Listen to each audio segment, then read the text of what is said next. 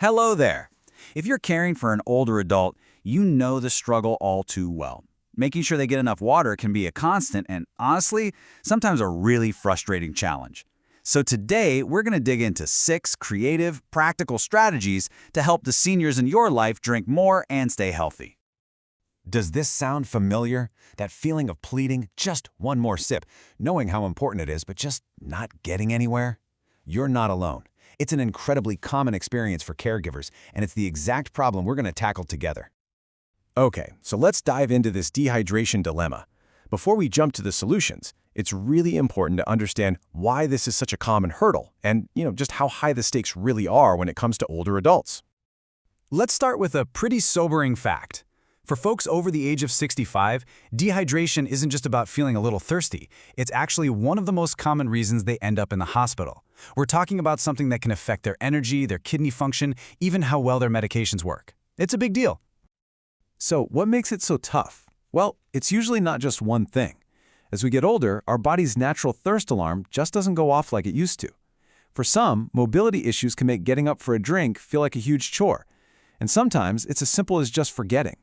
But there's another big one to watch for, an underlying medical issue, like a UTI, that actually makes drinking painful or uncomfortable. And this quote from a caregiver named Frederick just hits the nail on the head. It is so easy to fall into that trap of thinking, oh, it's just part of getting old. But what he's saying is, no, a lot of the time, they're not just being stubborn. Their refusal to drink could actually be a direct response to a physical problem. It's a signal that we really need to investigate, not just dismiss. All right, so now that we've got a handle on the problem, let's switch gears and talk about solutions. And this is where we get to be creative, because it's time to start thinking way beyond a plain old glass of water. Let's start building our hydration toolkit with the first 2 strategies. So here it is. Here's our game plan. This is the 6-part toolkit we're going to build out. And these are all simple, pretty creative strategies that go way beyond just saying, here's another glass of water. First up, and this is a real game changer, remember that hydration doesn't just come from water. Coffee, tea, even juice, it all counts towards their fluid intake. And don't forget about foods.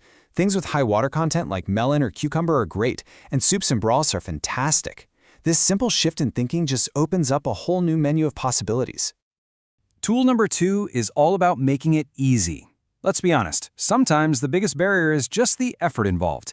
By simply placing a lightweight, easy-to-pour pitcher and a cup right there, next to their favorite chair, you remove that hurdle. It empowers them to just reach over and help themselves whenever they feel like it.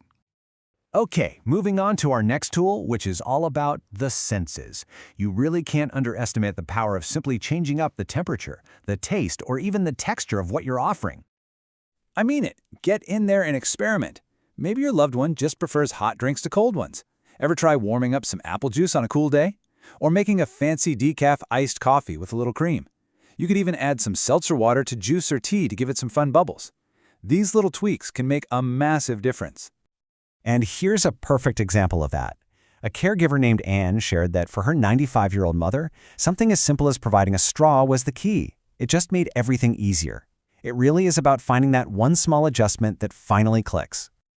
Okay, let's get into our final set of tools, and these are all about tapping into flavor. Because if plain liquids just aren't doing the trick, it's time to entice them with something genuinely delicious, whether that's sweet or savory. So this really becomes the big question you have to ask yourself. Does your loved one have more of a sweet tooth, or do they tend to prefer savory things? Just knowing that preference can unlock a whole new menu of hydrating options you might not have thought of. So for those who like savory, a warm cup of soup broth can be so comforting, and it's packed with fluid. On the sweet side, you can get really creative. Think about homemade popsicles made from fruit juice, or creamy milkshakes, or nutrient-packed smoothies. These feel way more like a treat than a task. And listen to this. Here's Anne again, talking about the power of smoothies. She says her mother guzzles them down.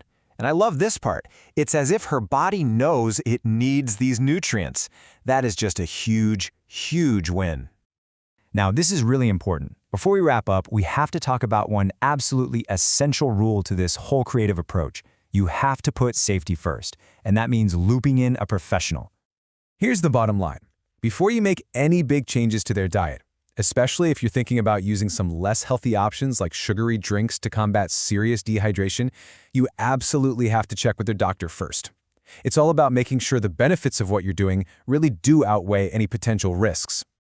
I mean, for example, you wouldn't want to offer a lot of high-sodium broth to someone who's managing high blood pressure, right? Or give a sugary milkshake to someone with diabetes. A really quick chat with their doctor just makes sure that your creative solutions are actually helping and not accidentally causing another problem. So, we have filled up our toolkit with 6 different strategies. Now it's time to take all of these ideas and put them together to build a hydration plan that is tailored specifically for your loved one. You know, if there's one thing to take away from all this, it's that there is no single magic solution. The real key here is to be creative, to be patient, and just to keep trying different things until you find what works for them. Think of these 6 tools as your starting point for a little discovery mission. And that really just leaves us with one final thought. After hearing all these ideas, from warm juice and savory broths to something as simple as a straw, what's one new thing you could try today? Sometimes starting with that one small change can lead to the biggest breakthrough. Thanks so much for joining me.